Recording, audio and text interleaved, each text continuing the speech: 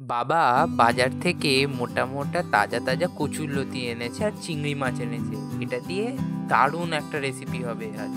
প্রথমে কচুরলতিগুলোকে ভালো করে ছাড়িয়ে নেব। তারপর ছাড়িয়ে নিয়ে এগুলোকে ছোট ছোট টুকরোয় কেটে নেব। কাটা হয়ে যাওয়ার পর এবার একটা জায়গায় জল নিয়ে তাতে লবণ আর হলুদ দিয়ে কচুরলতিগুলোকে ফুটতে দেব, দিয়ে তুলে রাখবো। এবার আর একটা কড়াইতে হলুদ মাখানো চিংড়ি মাছগুলোকে নিয়ে ভেজে নেব। চিংড়ি মাছগুলো ভাজা হয়ে গেলে তারপর এগুলোকে তুলে রাখবো।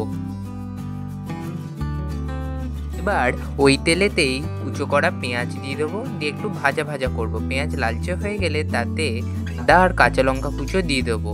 তারপর কচুরলতিটা দিয়ে দেব। তারপর ভালো করে কষাতে হবে। এবার এর মধ্যে এক এক করে হলুদ, লবণ, কাঁচা লঙ্কা আর একটু চিনি দিয়ে আগের ভেজে রাখা চিংড়ি মাছগুলো দিয়ে দেব।